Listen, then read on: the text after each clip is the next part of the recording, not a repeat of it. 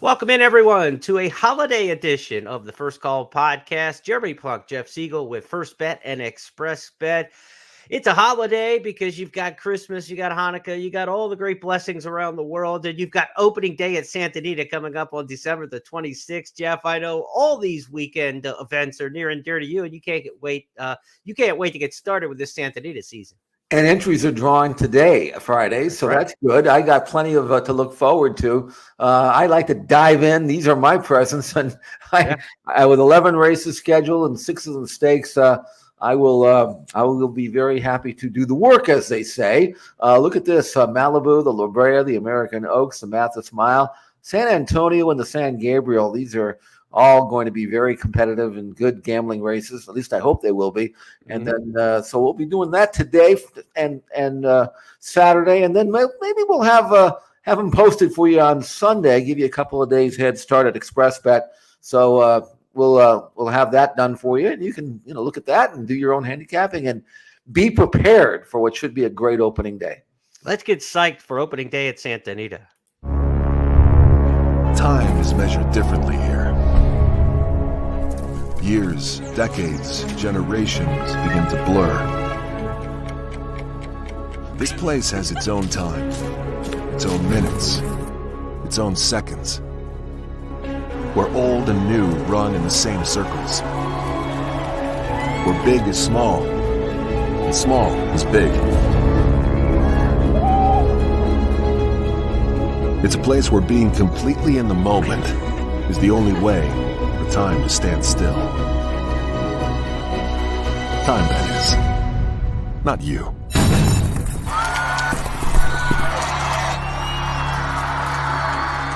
In this place, your moments are yours to play, however you want. Santa Anita Park, the timeless playground.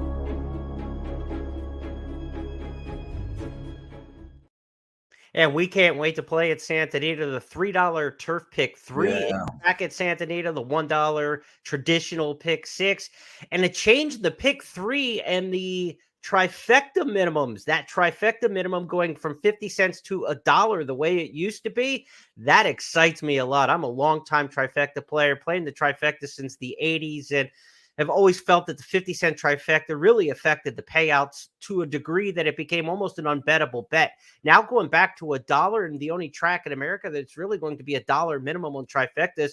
Can't wait for the big fields at Santa Anita when we get a big field size to attack those trifectas again. So I'm excited about that. Also excited to be wearing the ugly sweater today. We're going to Grinch regalia here, if you can kind of see. Microphone out of the way. As the line in the song, Jeff, goes, you're a jerky, crooked jockey, and you drive a crooked horse, Mr. Grinch. Let's hope that we get no jerky jockeys this weekend in our picks as we go for 8 stakes races each and every Friday here on the podcast. Here's our schedule. For those of you watching on YouTube, be sure to hit that like button and share this out with fans around the country. Help grow the audience for the First Call podcast. Those of you listening on our traditional audio channels, here is the lineup. We'll go to Laurel Park for Christmas Tide Day Stakes on Saturday, where they've got 4 stakes races. We're going to handicap the Robert Manfuso amongst that quartet.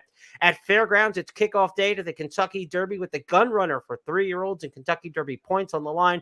We'll handicap 3 of their 8 stakes races on a 12-race card: the Tellier Memorial, the Untappable, and the Gun Runner. Fillies and Colts on the 3-year-old trail for next year in those final 2, the Untappable and the Gun Runner. To Gulfstream Park on Saturday for a big Saturday in the championship meet. Early go here. The Tropical Park Oaks, the Sugar Swirl, the Mr. Prospector, and the Tropical Park Derby, all part of our schedule. We will handicap those 8 stakes races. We're also going to get a little drop by from Eddie Olczyk later in the show to talk about his top plays on the Saturday card. His hat trick is ready to go for Gulfstream Park. So Jeff and I, we're going to handicap these 8 stakes races. Let's take our attention to Laurel Park, Jeff. The stakes on Saturday, called the Christmas Tide Day Stakes. They've got 4 of them overall on the card in Maryland. Race 4, the Willow on the Move. Dave's Friend is the 6th. The Carousel for the Distaff Sprinters in the 7th. And the Robert Manfuso, race number 8, 1 mile and a 16th on the main track. That's the last of the stakes races we're going to talk about. Who did you like in this race? I liked Awfully Cool. I mean, there's a lot to like about him. first or second, 7 out of 11 starts, inside draw going a mile and 116, short run of the clubhouse turn in a race that doesn't have a lot of pace. And if you look at his form, Awfully Cool is only effective when he's either on the lead or pressing the pace, and he shouldn't have any trouble securing that type of trip without having to be used hard. Overmatched in the Cigar Mile over a muddy track he may not have liked, but I'm certainly probably more glad he didn't like the competition. That was a really tough race. But if you go back 2 runs back at Parks, 2 turns, he was very impressive. Earned a 97 Beyer speed figure, and that's good enough to beat this field. Back with his win rider as well for a high percentage outfit. Number 2, Awfully Cool, has much going for him, but he shouldn't have any excuses. Yeah, and with that inside run into the short run to the first turn, a mile and a 16th over the 9 furlong oval at Laurel, that inside speed is really difficult to beat, and he's got that with Carmouche, one of the top East Coast speed riders. I mean, it's just a perfect fit all around. Kinetic Sky does ship in for Rick Dutrow, obviously going to be a very interesting performer there. And news is Rick Dutrow is going to have some stalls at Santa Anita as well during the winter meet. So back off the 10-year suspension, winning the Breeders' Cup Classic, and with White Abarrio, and now Dutrow spreading his wings coast to coast. We will see what he's got here. Kinetic Sky running on Saturday in the Manfuso at Laurel. That field also includes Ain't the Beer Cold, who won the Maryland Million Classic just a month or 2 ago. So good-looking group in race number 8, the Robert Manfuso Stakes. I've got a blog posted at expressbet.com and news.first.com that previews all 4 of those stakes races. I'm totally with Jeff on this one. We are both on Awfully Cool in this particular spot. If you want to check that out, be sure, again, to check out the blogs at either website. Also, Frank Carulli's got handicapping for Friday at Laurel up and posted. That's significant because the late pick 5 has a $13,000 carryover. So you've got some carryover money coming into the weekend. Check out Frank's blog for the Friday pick 5. Next up, let's take our attention to Fairgrounds in New Orleans, where it's the kickoff to the Kentucky Derby Series. 8 stakes races, 12 race card. They're getting an early start in New Orleans. We're going to start our handicapping in race number 7, Jeff, with the Letellier Memorial. This is a 6 furlong sprint for the 2-year-old fillies. Tell us who you ended up with in this spot. Well, if you go strictly by speed figures, Helenas Forte should be tough here. Broker Maiden, first time out at Churchill, did it in style. Came back in a much tougher spot and actually ran well, even though she got beat that day. She was 6 clear of everybody else, so she actually ran a winning race. Now she's a first-time Lasix user, and that might help. I don't see why I wouldn't. She's got a couple of nice breezes since the race, so she's obviously healthy. Jock knows her well. I don't know if 2-1 is any kind of great price, but she does look pretty solid on form. And if she runs back to either one of her first 2 races, Helenas Forte looks like the one to beat here at Fairgrounds. She ran into a good one. You almost had me for Brad Cox last time at Churchill. Let's take the fans back to see that one. Went down inside. You almost had me wide open. Top of the stretch. Helenas Forte, you almost had me coming up the rail. Helenas Forte, you almost had me 1-2 furlong to go. Helenas Forte's digging in. You almost had me trying to wear her down inside. Helenas Forte, you almost had me. You almost had me. Got it. Right on the wire, rode the rail to victory over Helenas Forte. Then it was either Fibber, Saratoga's Secret, Mare's Girl, or Field. That was the Fern Creek Stakes back in Stakes Company in the Letellier Memorial. Helenas Forte, the top choice in here for Jeff Siegel, race number 7 at the Fairgrounds. To the 9th race we go next Saturday in New Orleans. It's the Untappable Stakes, named for the excellent Kentucky Oaks winner from several years back. I guess she was the early 2000s. Untappable, mile 70 yards the distance here as the road to the Fairgrounds Oaks gets underway in earnest in this 100 grander. Jeff, not a big field in here, just a field of 6. Who'd you wind up with? I went with West Omaha. I liked her last week when she was going to run in Remington, but she had to be scratched, as all 4 of the Brad Cox runners who were shipped there had to because of a medication mistake. But West Omaha has got that classic 2 sprints and a stretch out pattern that I always like. Plus, she looks like she's got the style of stretch out and certainly the pedigree. So on the outside, Rosario can kind of pick his spot. He can either bust out and go or kind of take a hold and stalk. There isn't that much speed drawn inside of her, so he probably has the option of doing that. I think she's a pretty decent filly, which is why I liked her last week. No reason to not like her again here.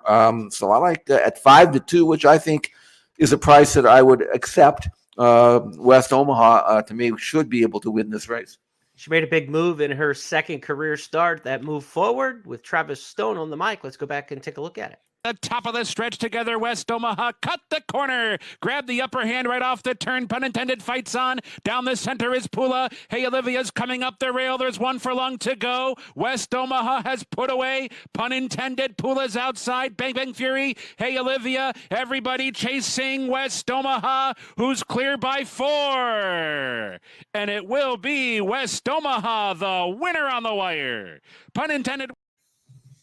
Interesting note in that race, you've got Fibber in the Untappable Stakes coming out of the Fern Creek, the race we had just seen, talking about horses in the Letellier Memorial going short. So we'll see Fibber, the third place finisher behind Helenas Forte, a distant third place that day, stretching out in distance for the first time. If you're looking for an alternative, maybe to the Brad Cox trainees, West Omaha and Alpine Princess, maybe Fibber one that you want to keep an eye on for trainer Brett Calhoun.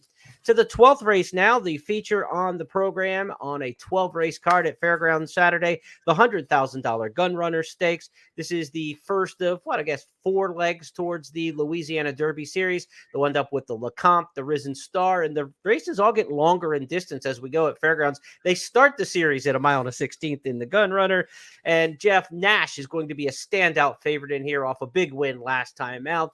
Is it him and everybody else to this point? I would think so, based on his very impressive maiden win, just his second career start. Did it around 2 turns. What I liked about him is that he broke sharply, made the lead, was very relaxed, and then when asked to kick clear, he responded like a good colt. 97 bar number is what it will take to win grade 1s or grade 2s this spring, so he's already there, granted with a pristine trip. I don't know whether he wants to stalk, pounce, and go, or whether he needs the lead to win. But in this particular case, based on the projection, he probably will make the lead if he wants it, and then he'll go about his business. But it's amazing. Medallion Oro has been a tremendous stallion for 20 years now. I remember him and Candy Ride going at it in the Pacific Classic, and they're both going strong. It's really kind of a rivalry that's gone 2 decades now, and they both keep coming up with runners for sure. And Nash looks like he's going to carry Brad Cox a long way if he can verify the visually impressive performance that he had when breaking his maiden. Let's go back and take a look at that, and we'll discuss his pedigree a little bit more on the dam side. They're off the turn. Nash is cut loose now. Nash, the lead is 3. Now it's 4 for Nash. Just a Freak and Nyquist Frequency and BU, they're all in a battle for second. Oh, look at Nash go. 9 lengths in front with 100 yards to go, and it will be Nash from start to finish, geared down on the wire. That was the back end of 1.16 and I wanted to mention the pedigree here because the damn Sarah Louise for Nash was a very good sprinter. So you might say, well, I've got some questions whether this horse will go long. Well, you only worry about pedigree and projection until you see it. You just saw the 1.16, and so maybe if you want to talk 1.25 miles down the line, will he go longer than the 1.16? Right now, he is absolutely a 1.16 horse off of that last victory at Churchill, and I would not suspect that there's anything to trip him up other than a regression, perhaps a bounce, running so well in that first start around 2 turns. If he were to bounce in here, there are some other alternatives. Neat is a horse going turf to dirt who's won 2 in a row for trainer Rob Atris, and Atris has won with everything he sent down to Fairgrounds this year. That's an interesting horse because it's a son of Constitution, obviously a Florida Derby winner. You would think they could run on the dirt out of the More Than Ready mare or Bella. More Than Ready, a very versatile sire, but does get a lot of really good turf miler types. So is Neat just a turf horse, or could this $200,000 auction buy be a horse you can transfer to the dirt? At least with him, you already know, again, the 2 turns, not a question. The distance, not a question. This is a pretty accomplished distance group for this early in the year to be going 1.16. Almost all these horses have credentials around 2 already. You mentioned the pedigree for Nash and how the mare was a sprinter, but Medallion Oro can take that sprint mare form and stretch it out. You know what I'm saying? I mean, Rachel Alexander by Medallion Oro was out of a mare by Roar, who was an absolute out-and-out sprinter. So it's not a bad idea to maybe breed some speed into the pedigree if you're going to breed the Medallion Oro, and Nash certainly looks like he will handle the distance to ground. And Track Phantom, He's done it too. Did it at Churchill, breaking his maiden. I love the progression on speed figures for him. Yeah. He's gone from 74 buyer to 81 to 88. He presses the pace. He will again. Quality Road colts, and Quality Road, he gets colts that get better as they mature. So for a non-graded $100,000 2-year-old stake this time of the year, you never know what you're going to get. Mm-hmm. This looks like a much better than average race, and I'd be very interested to see whoever wins this, where he shows up on your countdown to the Derby Trail, because I think it's going to have an impact on your rankings next week. Yeah, we start that each year on the first Friday of the new year, so look forward to that. I think January 5th or 6th, however it falls on the calendar.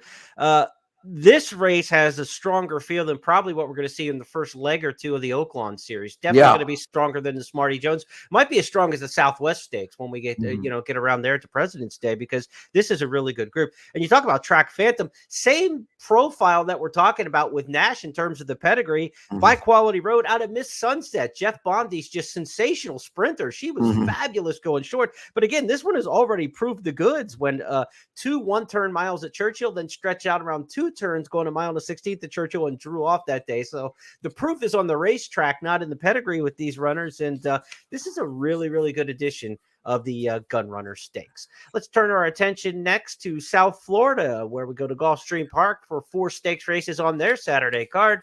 The Tropical Park Oaks, the Sugar Swirl, the Mr. Prospector, and the Tropical Park Derby are the races we will handicap in succession here. Starting off in race number 8, Jeff, it's the Tropical Park Oaks, a mile and a 16th on the grass. Cairo Consort's been around a lot of big races throughout the course of this year. She's dropping in class. Does she look stronger than these enlisted company?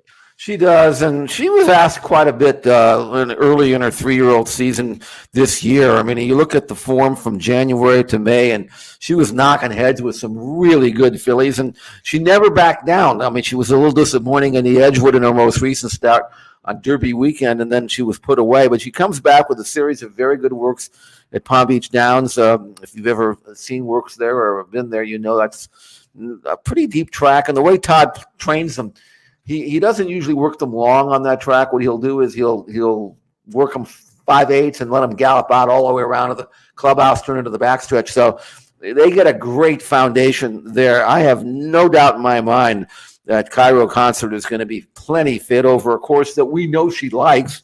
2 out of 3 last winter and winner of a grade 3. So from an inside draw, I think she just outclasses this field, Cairo Consort.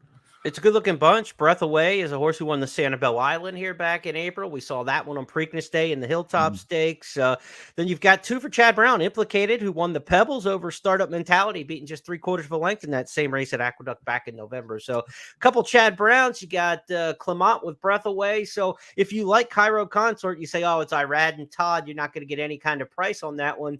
You've got some other big-name connections in here that might be able to help with that price. Yep. And maybe the layoff off since Derby Day and the Edgewood or Oaks Day. Maybe this is one that, maybe the public will not respect as much quite as you would think coming off the layoff. And maybe you'll get a little bit better price on that one. Cairo Consort, Jeff's top pick in the Tropical Park Oaks. To the 9th race, we go at Gulfstream on Saturday. It's the Grade 3 Sugar Swirl Stakes. These are distaff sprinters here. Fillies and mares going 6 furlongs on the main track. Who'd you end up here? Well, I've been burned by taking Laurel shippers out of their comfort zone onto tougher circuits. This is Intrepid Daydream with like a 335 hitter in AAA going to the majors here, but man, her form is really good, and I love the rise in buyer numbers. I'm looking; she's gone from 79 to 82 to 86 to 87 to her most recent win of 91. So. She keeps getting faster and faster. She's won 7 out of 13. Now she's stepping up into a tougher circuit, Grade 3 company. But on numbers, she's a fit. I like the fact that she's got that good stalking style where she doesn't open up and kind of hang on. She kind of presses, and then re-breaks when you ask her, and she draws off. And I don't know whether she's good enough or not, but I'm going to give her a chance to be this good. So I'm going to go with number 4, Intrepid Daydream, the Laurel shipper down to Gulfstream Park for Safi Joseph. First time for Safi, and that's always a good thing down there. Right. Intrepid Daydream listed at 3-1 on the morning line, and I think that's probably a good price if you can get it. Here's her last race in the Politely Stakes at Laurel. Top of the stretch now, and Intrepid Daydreams asks the question to get by. Response time, Intrepid Daydream set sail for a long and a half left to go. Shifting over to the inside, but clear by 3 from Response Time in second. Utterly Enchanting is in third, and Malibu Beauty and Canoodle with a 16th left to go. Intrepid Daydream on her way to another nice score. Intrepid Daydream in the Politely, around by 5. Oh, note in this race, Headland has entered in this race, the Sugar Swirl, but also cross-entered in a stakes race for George Weaver at Laurel on Saturday. She's expected to run in Maryland, so we are anticipating a scratch of Headland out of the Sugar Swirl Stakes. One less obstacle for Intrepid Daydream to clear in her first start in South Florida. Let's go to the 10th race on the card Saturday at Gulfstream. It's the Mr. Prospector Stakes. This is my Express Bet race of the week. You can get my full analysis of this race in the email newsletter each week sent out by Express Bet and First Bet. Be sure to go to those sites and sign up for that. Jeff, this is a race where 4-year-olds have won this race 6 years in a row. So if it's as simple as that, there's only one 4-year-old in the race. It's Scaramouche. I mean, if you want to handicap with those kind of oddities, certainly you could find a worse play than John Velasquez aboard Scaramouche, but Scaramouche isn't in great form so far this year, so it hasn't been the same as it was back in 2022 when he won 6 of 10 starts. So we're going to have to get away from the 4-year-olds in this particular spot and do a little bit more thinking than that, and I know you've dived into this race a little deeper.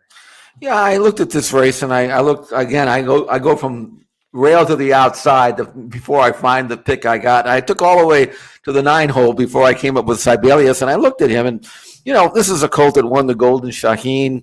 I mean, beat Switzerland, who's been a tough horse overseas for a long time. He actually started out here in the States as a young horse, and then Gunite was there, and that's form that these other horses simply don't have, as far as I could see. And he's also a perfect 1-for-1 in the Gulfstream Park, having won this very same race last year. And this year, even though he looks like he's been tailed off since coming back from Maidan, and it's a possibility that that he's not as good as he used to be at age 5. But I love that outside draw. I love a healthy work pattern for a trainer who's knows his horse pretty well anyway, and obviously back with his favorite rider. I think going 7/8.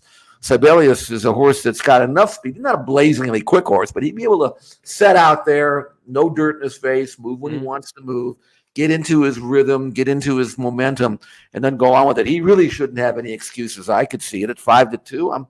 I'm going to give him a chance to bounce back.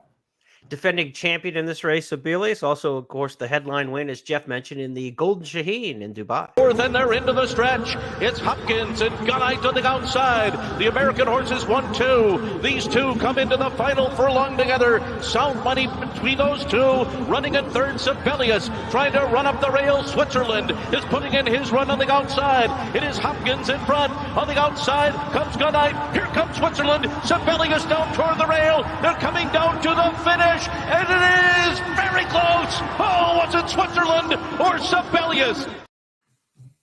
It was Ryan Moore in the saddle that day. You saw that international look and style. Junior Alvarado will be back in the saddle. He was the guy who rode Sibelius to the victory in this race last year. Sibelius will try to become the second 2-time winner of the Mr. Prospector. XY Jet also got it done, but in non-successive years, 2015 and 2017. Jeff, I gave a little look in here to Win From Within. Luis Saya is riding this one for Bill Morey. This is a horse who's got a ton of speed in turf routes, mile and a 16th. Turns back to 7/8 of a mile, but won at that trip in Allowance Company at Tampa Bay Downs back in April of 2022. This horse, to me, looks fast enough to compete with sprinters, has past dirt form. And anytime you got Into Mischief on top, Mr. Greeley on the bottom, you're just asking for 7 furlongs, 1 turn mile. I mean, that's the right pedigree for this kind of trip. I gave Win From Within a shot in here, and I think we'll get a fair price. $150,000 claim last time out of Churchill in November, and I'm not sure if the connections didn't notice the fact that this son of Into Mischief had been running well on grass, but you go all the way back to his last dirt race, as you pointed out, Jeremy, back in April of 2022 at Tampa Bay. at 7 furlongs, and he won. And maybe this is a horse that might just be as good, if not better, on dirt.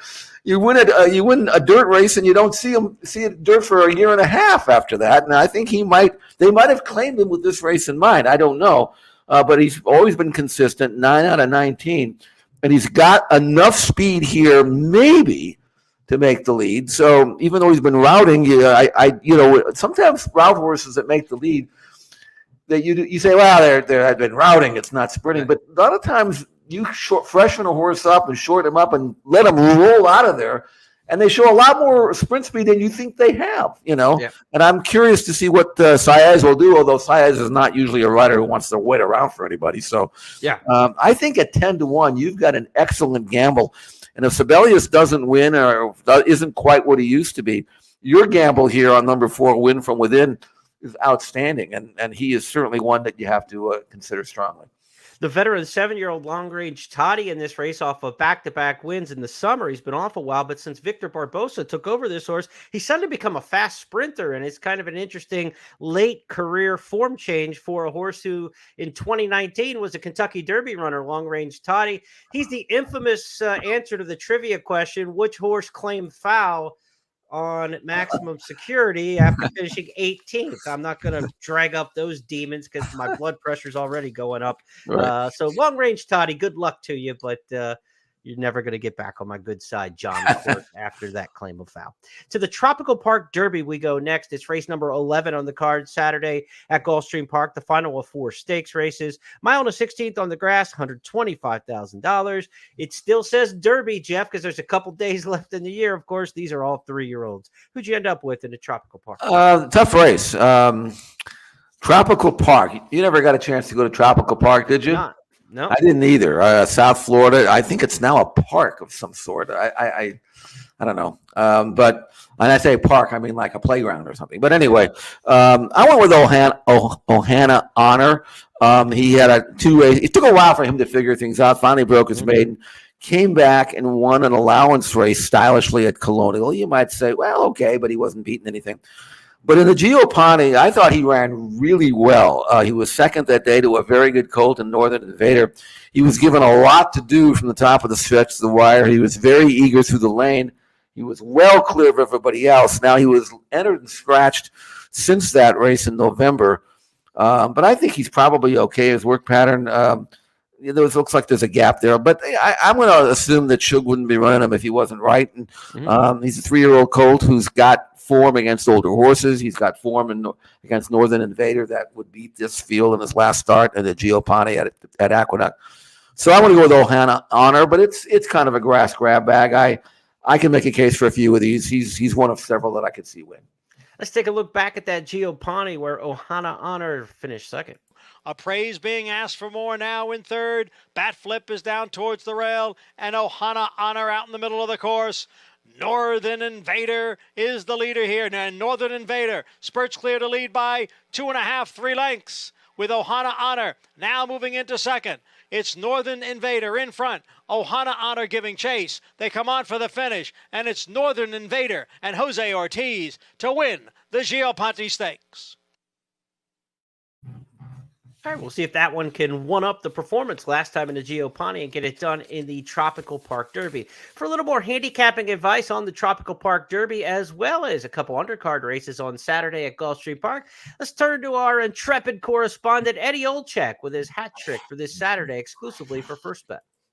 Happy holidays, everybody. Have a Merry Christmas. Enjoy your family and friends. And I got the big fella over my shoulder here to hopefully bring us a few presents on this Saturday racing at Gulfstream Park. 3 picks today for my hat trick. My first pick of the day will be race 1, number 5, Heart Beats Like Thunder. This maiden did not have the cleanest trip in the last at the same level. Ran an even race in last, better pose position today. Should improve off the last effort. The only concern, no published work since first pick of the day, race 1, number 5, Heart Beats Like Thunder. Second pick of the day is race 3, number 3, Anthony's Rocket. I'm going to throw out the last 3 races out. 1 on dirt, 1 to 2 turn race, and 1 too high of a class. I know I'm digging here, but the maiden win 4 races back on Topeka at this distance is good enough to win. Should get a fast pace to run into. Second pick of the day for my hat trick, race 3, number 3, Anthony's Rocket. And my last pick of the day, race 11, number 7, Super Blessing. In an absolutely wide open race, in my opinion, looking for a horse that looks to have tremendous upside. In his first career start on turf, finished 3rd up at Woodbine, and also he had a few potholes in that race. Bred for the distance, has hit the board in 5 of 6 career races. Absolutely worth a shot in here. My final pick of the day for my hat trick, race 11, number 7, Super Blessing. Happy holidays, everybody. Thank you, Edzo, and happy holidays to you and yours as well. Jeff, we've got a big day at Gulfstream on Saturday. There's some $80 handicapping tournaments throughout the course of the weekend at Gulfstream and feeders towards the Pegasus World Cup Betting Championship. So fans who like to play the handicapping tournaments have several chances this weekend at Gulfstream. One of the few tracks, in fact, only 2 thoroughbred tracks running on Christmas Eve will be Sunday's card at Gulfstream, as well as Tampa Bay Downs. Last week, when they had that torrential rain in the second half of the card was canceled, the Alan Jerkin Stakes was canceled. That has been rescheduled for Sunday. Different lineup, so rehandicap the race, but that is part of the Sunday offering. So be sure to check that out. And of course, this weekend at Gulfstream Park on Sunday for Christmas Eve, we've got a special $10 money back special when you bet with First Bet and Express Bet. So if you're win betting any race Sunday at Gulfstream Park on Christmas Eve, run second or third, a little extra money back in your stocking up to $10 on those money back specials for second and third place finishers in the form of wagering credit. So a big weekend of racing coming up, and then it extends. It's almost like a 4 or 5 day weekend as we go all the way to Tuesday with the opening at Santa Anita. Tell us what we can expect out in Southern California. I think you had some rain early in the week, but we're going to get that out of the way for us.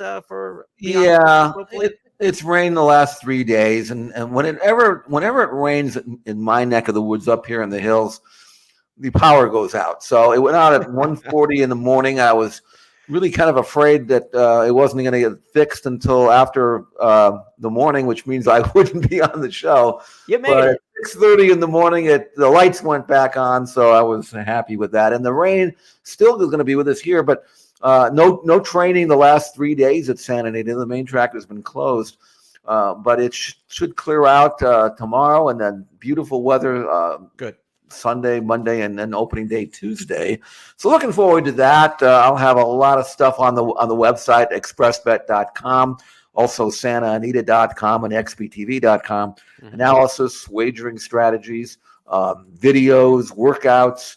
I'm going to really concentrate on the best rolling exotic for the day. It could be anything. It might.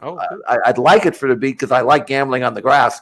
The pick 3, all turf pick 3. But if I find a daily double or a 5 or maybe even pick 6, you never know. So it'll be my choice. So check that out. We'll have it on the day before, so you can prepare your handicapping at expressbet.com for members there. So looking forward to the entries again today. I want to dive in immediately and then do all the research and that it requires. The 11 races, it's not something you can just blow off. You got to work, and it's a labor of love. So looking forward to that today. Looking forward to opening day at Santa Anita as we bid you farewell and wish you a Merry Christmas, Happy Hanukkah, Happy New Year to those of you who don't join us next week. We will be back next Friday with the First Call podcast to preview the weekend stakes races. No, it's official this Tuesday, which will be the 26th, the opening day at Santa Anita, day after Christmas. We're going to take the podcast off on Tuesday on It's Official, but we will be back a week from today, next Friday, with First Call to handicap next weekend stakes. On behalf of Jeff Siegel and everybody with First Technologies, to you and your family, have a great holiday season. We'll leave you with the Santa Anita opening day schedule, and we'll talk to you next week. Good luck, everybody.